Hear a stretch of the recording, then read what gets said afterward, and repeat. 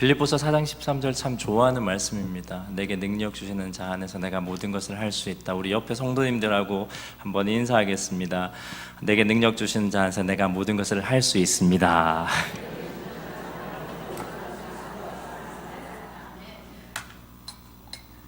교회에서 인사를 해보면 네 단어가 넘어가면 힘들어하시기 시작하십니다. 좋은 교회일수록 긴 인사에 강합니다. 사실 그 위에 구절이 참 은혜롭습니다. 내가 풍부에도 처할 줄 알고 곰핍에도 처할 줄 알고 내가 부한데 가난한데 이 모든 것 아래 위를 다 할 수 있는 것은 내게 능력 주시는 자 안에서 내가 모든 것을 할 수 있다라는 그 말씀입니다. 내가 좋아하는 것만 되는 게 아니라 낮을 때도 내게 능력 주시는 자 내가 능히 이길 수 있다라는 말씀입니다. 다시 한번 인사해 볼까요? 내게 능력 주시는 자 안에서 내가 모든 것을 할 수 있느니라. 인사하겠습니다.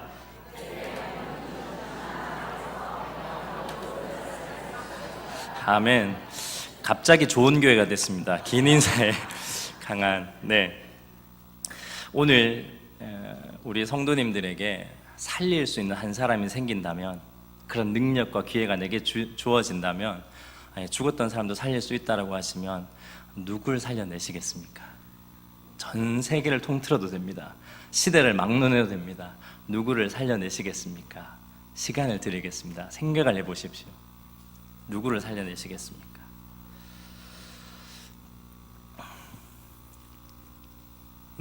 살리고 싶은 사람의 이름을 불러보시기 바랍니다. 마음속으로.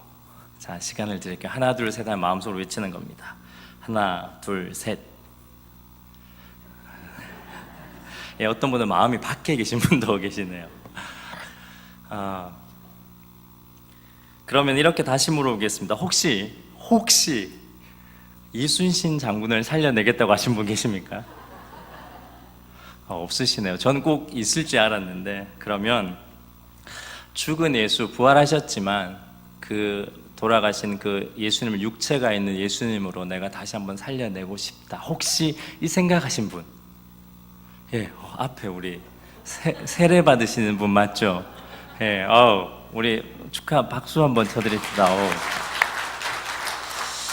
우리 조윤 성도님, 제가 기억하기로는 작년 산상 기도회 갔을 때 생일 맞으셨죠? 그래서 함께 축복했던 기억이 나는데 이제 세례 받으시네요. 너무 축하드립니다. 예수님 살려내시는 분이 계시네요. 그러면 재림하신 거네요. 그런데 혹시 살리고자 하는 사람들 중에 여러 사람이 있을 겁니다. 혹시 제가 한번 예를 들어 보겠습니다. 혹시 술 주정뱅이를 살리겠다고 생각하신 분? 희대의 사기꾼이나 범죄자를, 불량배를 다시 살려내고 싶다고 생각하신 분 혹시 있으십니까? 혹시? 목사님이 갑자기 손을 들었다가 머리를 깜짝 놀랐습니다. 우리가 살리고 싶어하는 사람들을 보면 대부분 자기가 생각하고 있는 가치 있는 사람들입니다. 예를 들어서 이순신 장군을 다시 살리겠다고 하면 그 어려운 나라 가운데 정말 나를 구할 수 있는 충에 대한 가치가 우리 마음에 있다는 거고요. 또 여러 사람들 생각 중에 내가 부모님을 해드린 게 참 없는데 부모님을 다시 살릴 수 있으면 참 좋겠다 하신 분들은 효나 또 사랑이 많으신 그런 가치들을 이렇게 좋은 가치로 여기시는 분들이십니다. 결국은 사람들이 살리고 싶다라는 그걸 모아보면 내가 뭘 소중하게 여기고 내가 뭘 가치 있게 여기는지 이렇게 다 드러나는 것이 이 질문입니다. 그런데 우리는 어떤 사람들입니까? 세상 사람들도 이 질문을 하면 여러 사람을 살려내겠지만 저희들은 예수님을 믿는 사람들입니다. 믿는다라는 말은 그 사람이 맞다라고 생각하고 그 사람의 길을 같이 가는 것이 믿는 사람입니다. 어렵게 얘기하는 것보다 쉽게 얘기하면 그 사람이 가면 나도 가는 게 믿음입니다. 그러면 예수님을 믿는다라고 하면 예수님을 믿으면 예수님을 따라가는 사람입니다.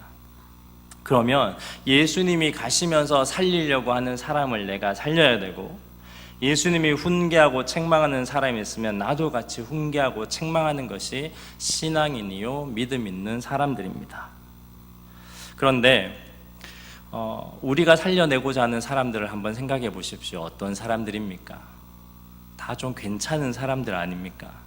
그런데 예수님은 어떤 사람을 살리고 다녔는지 성경을 한번 떠올려 보십시오. 예수님의 별명이 뭔지 아십니까? 예수님의 별명은 세리와 죄인의 친구였습니다.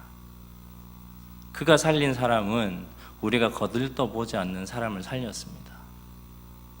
예수를 믿는다라는 것은 이 사람들을 살리는 길, 그 길 따라가는 것, 그것이 우리의 믿음이요 신앙입니다. 로마서 5장의 7절과 8절은 굉장히 충격적인 말입니다. 이 세대를 바울이 꿰뚫어 보고 2000년 후에 우리가 사는 이 시대도 정확하게 보고 얘기한 겁니다. 내가 사람들을 보니 의인, 옳고 그름, 시시비비를 가리는 사람을 위해서 죽는 사람이 없더라. 그리고 또 보니 선하게 사는 사람들, 남을 베풀고 착하게 사는 사람들을 위해서 용감하게 죽는 자가 혹 있더라. 그렇게 바울이 고백을 합니다. 그래서 로마서 5장 7절이 의인을 위하여 죽는 자가 쉽지 않고, 그 다음에 뭐죠? 의인을 위하여 죽는 자가 쉽지 않고 선한 사람을 위하여 죽는 자가 혹 있거니와, 그렇게 로마서 5장 7절과 8절이 되어 있습니다. 우리가 살려내겠다고 하는 사람들을 생각해 보십시오. 다 그렇습니다. 사실 이것도 쉽지 않은 일이죠. 그런데 5장 8절을 우리가 다 같이 한번 읽어보도록 하겠습니다. 로마서 5장 8절입니다. 시작. 한번 올려주십시오. 아직 우리가 죄인 되었을 때 시작.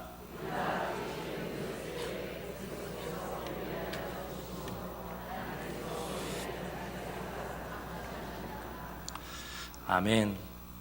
예수님이 계속 말씀을 좀 띄워주십시오. 예수님이 살린 사람은 이런 사람들입니다.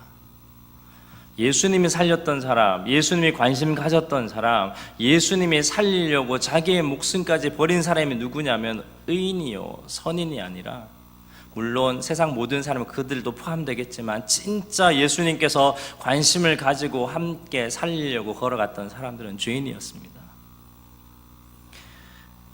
우리들은 예수를 믿는다라고 합니다. 그러나 정말 우리들은 우리의 그 살리려고 하는 사람, 우리가 살아가는 인생의 길이 예수님의 길과는 너무나 멀어져 있습니다.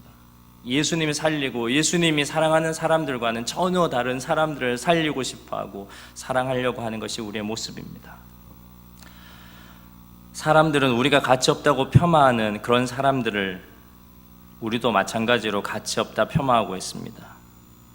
반대로 생각해 보면 예수님께서 살리고자 하는 사람들을 우리는 그렇게 대우하고 있고, 예수님께서 그냥 놓아두어라, 그래도 그 사람들은 잘 살 거다 라고 한 사람들에게 있어서는 우리에게 무언가 떨어질 것이 없나요? 그들을 살리려고 하고 그들의 줄에 서려고 하는 것이 우리의 모습입니다. 우리 다시 한번 생각해 보겠습니다. 누구를 살리시겠습니까? 10초를 드리겠습니다. 누구를 살리시겠습니까?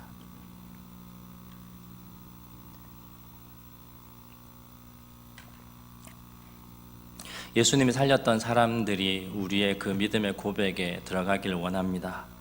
여러분, 하나님의 꿈이 뭔지 아십니까? 하나님의 꿈. 하나님은 졸지도 주무시지도 않으셔서 하나님은 꿈을 꾸지 않는다라는 초등학생의 재밌는 얘기도 있는데, 하나님의 꿈은 무엇입니까? 하나님의 꿈은 세상이 살리고 싶어하는 사람을 만들어가는 것이 하나님의 꿈입니다. 오늘은 이 말씀을 통해서 그 얘기를 하려고 합니다. 오늘 본문에는 바울이라는 사람이 나옵니다.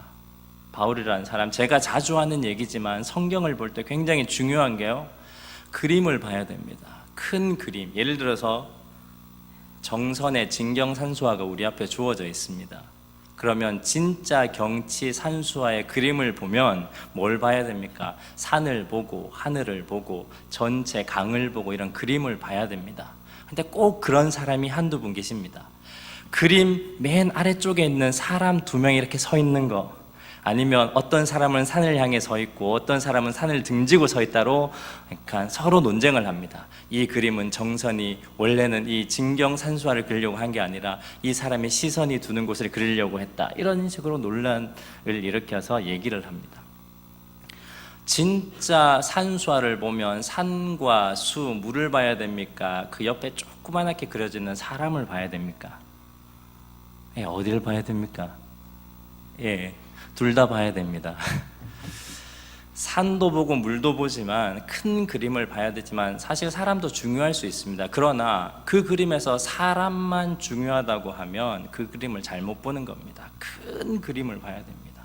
아, 산이 이렇구나, 강이 이렇구나, 그리고 그 안쪽에 작은 사람들이 이런 것도 의미하는구나, 그렇게 아주 그림을 보는 것입니다. 성경도 마찬가지입니다. 성경은 큰 그림이 있습니다. 근데 우리는 늘 성경을 어떻게 대하느냐, 한쪽에 있는 작은 이야기들을 이 성경 전체 이야기로 만들어냅니다. 그래서 늘 우리가 오해하기 쉽고 그렇게 되는 것입니다. 오늘 바울이 사도행전 27장을 읽을 때 바울에게 집중해버리면 우리가 오해가 생깁니다. 오늘 본문은 바울에 집중하는 본문이 아니라 이 27장 전체는 아주 쉬운 얘기입니다. 제가 한번 그림을 보면서 설명을 드리겠습니다. 지도가 잘 보이실지 모르겠습니다. 글씨 큰 걸 찾았는데도 너무 흐리게 나오네요. 그냥 저기가 아래쪽이, 제가 이 빛이 보이는지 모르는데 이 아래쪽이 아프리카 대륙입니다. 그리고 이 화살표로 된 게 로마로 잡혀가는 바울의 어떤 행로입니다. 그리고 우리가 잘 알고 있는 이쪽 섬이 구브로 섬입니다.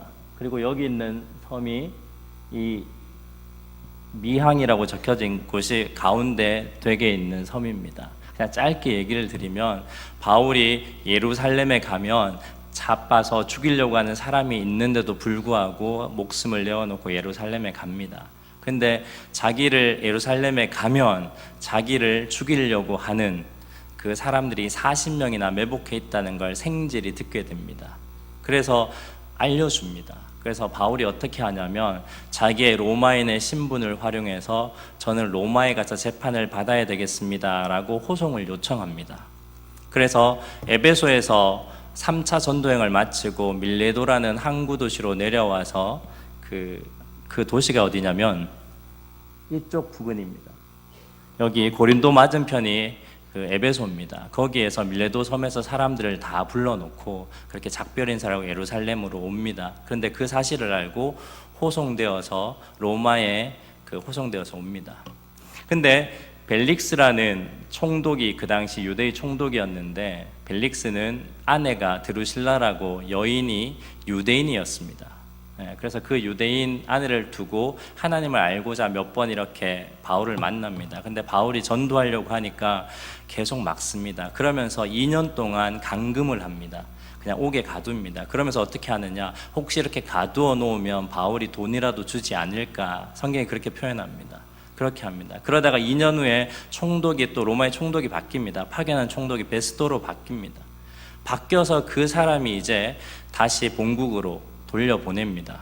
재판을 해야 되니까. 그 상황입니다. 그래서 예루살렘 화살표 아래부터 시작해서 쭉 올라옵니다. 그래서 오늘 성경은 어디까지 왔냐면 여기 가운데 있는 미항까지 온 상황입니다. 여기까지 왔습니다. 미항에 오니까 이 바울이 자기가 이 바다를 전도여행을 3번씩이나 하면서 엄청나게 많이 돌아봤기 때문에 곧 겨울이 오고 움직이지 못한다라는 걸 압니다. 그래서 바울이 뭐라고 하냐면 우리가 미항에서 좀 기다립시다. 우리 겨울 나기를 기다렸다가 다 풀리면 다시 로마로 갑시다 라고 얘기를 합니다. 왜 이 미항에 섰냐면 이 밑이 이집트인데 이집트의 알렉산드리아라는 나일강 삼각주에 있는 거기에서 굉장히 곡물이 많이 납니다. 그 곡물을 실은 아드렛 리못이라는 그 배가 올라옵니다. 굉장히 큰 배입니다. 거기는 곡물을 실는 배입니다. 그 곡물을 실는 배가 미항을 통해서 가게 되는데 거기에서 이 죄수들 276명을 갈아태우려고 거기에서 그 배를 만나는 것이 오늘 이야기입니다. 그래서 갈아타고 가려고 하는데 바울은 막았습니다. 겨울 되고 지나고 갑시다 했는데 사람들이 아닙니다. 우리가 베닉스 항으로 가야 됩니다 라고 얘기합니다. 그게 어디냐면 요쪽 작은 겁니다. 그래서 여기에서 이쪽으로 가려고 베닉상으로 가자라고 합니다. 거리는 얼마 안 되는 거 보이지만 저기 항은 굉장히 향락이 있고 즐길 수 있는 문화가 있습니다. 미양하고는 완전히 다릅니다. 그냥 아주 호화로운 도시입니다. 그러니 사람들이 겨울을 여기서 나는 것보다 즐기면서 하자고 그렇게 베닉스를 가기를 청합니다. 그런데 바울은 그렇게 되면 힘들 것 같다고 얘기하지만 사람들이 베닉스로 갑시다 해서 갑니다. 성경은 표현을 이렇게 합니다. 처음에는 남풍이 불어서 남쪽에서 바람이 올라오니 자연스럽게 잘 올라갑니다. 그러다가 유라굴로라는 광풍을 만납니다. 그래서 광풍을 만나서 오늘 말씀처럼 14일 동안 33절을 보면 줄인지가 오늘까지 열하을인즉 유라굴로라는 광풍을 만납니다.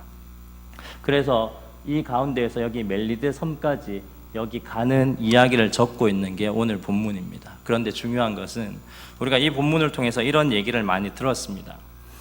하나님의 사명자는 죽지 않는다, 이런 얘기 많이 들었습니다. 하나님의 일을 해야 되는 사람들은 죽지 않는다라는 이 이야기를 가지고 이 본문을 많이 설교합니다. 사실 틀린 것 아닙니다. 큰 그림에 있어서 작은 사람들도 소중합니다. 그러나 이것이 전체 사도행전 27장에서 얘기하려고 하는 모든 뜻이다 하게 되면 오해할 수가 있습니다.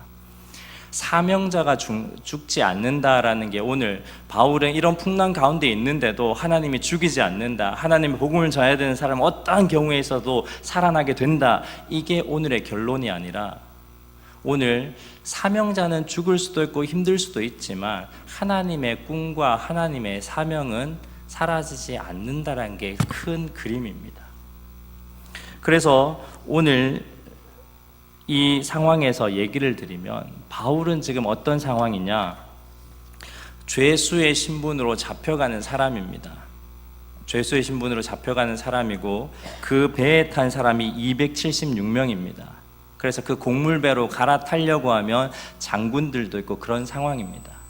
그런데 자꾸만 이 배가 풍랑을 만서 14일 동안 먹지 못하는 사람이 가득 차 있으니 어떻겠습니까?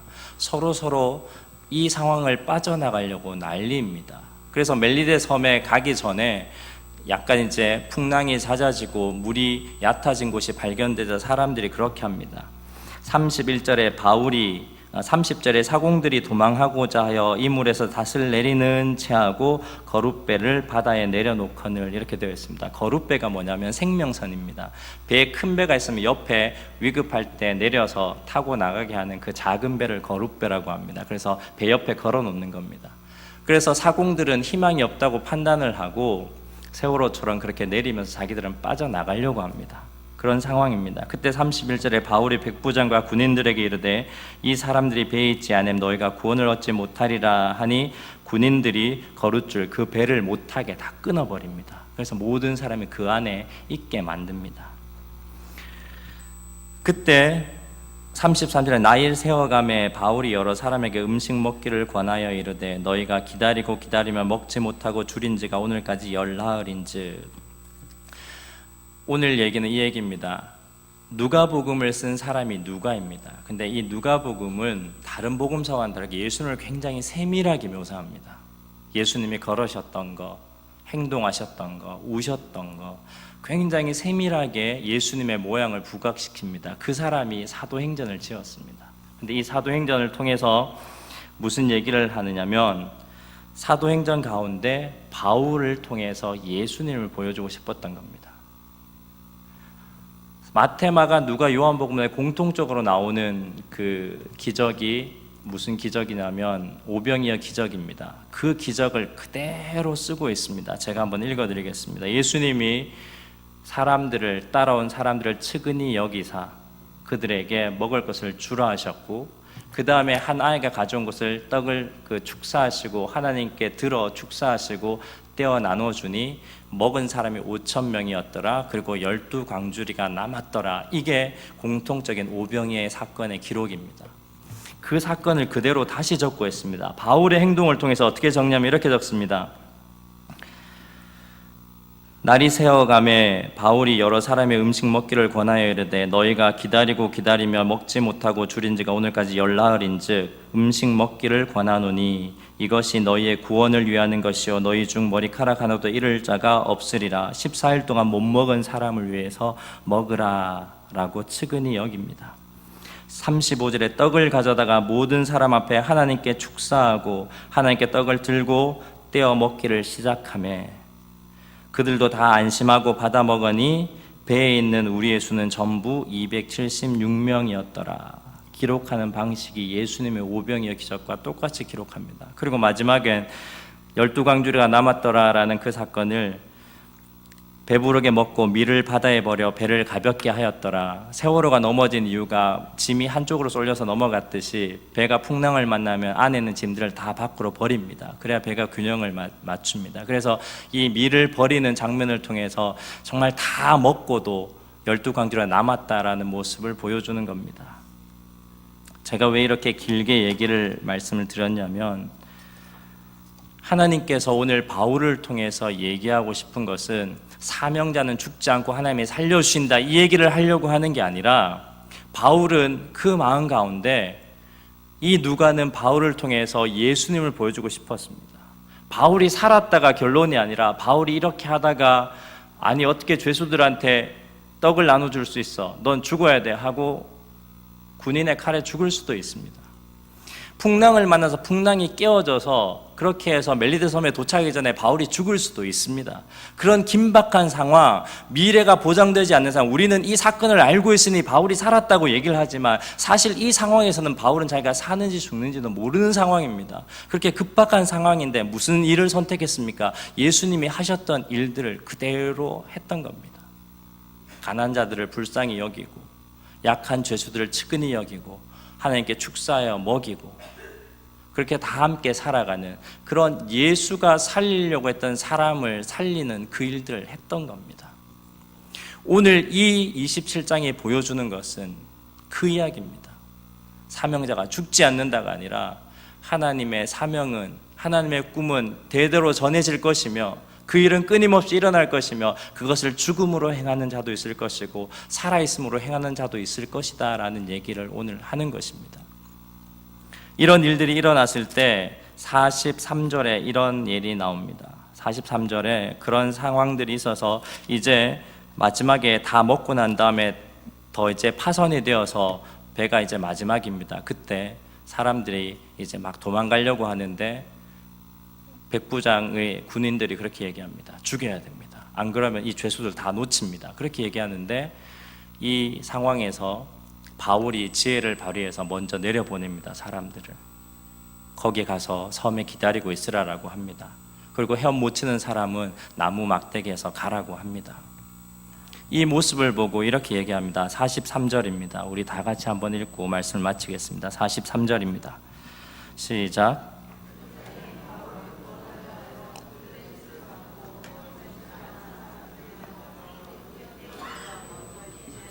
네, 백부장이 바울을 구원하려 하여 군인들은 죄수가 헤엄쳐 도망치니 다 죽이자고 했는데 이 상황의 일련의 그 긴 항해 가운데 바울을 본 이 백부장은 바울이 구원하려 하여 이방인 장군이 이 바울을 살리고 싶어서 그 죄수들을 죽이지 않고 바울의 말을 듣게 됩니다. 결국은 중요한 것은 고난과 힘든 상황 가운데서도 하나님의 마음으로 살아가는 바울은 벌써 생명에 대한 욕심은 버렸습니다. 풍랑이는 바다 가운데 죽어도 좋고 내가 로마에 가도 좋고 로마에 못 가도 좋고 그런 가운데 바울의 꿈은 하나였습니다.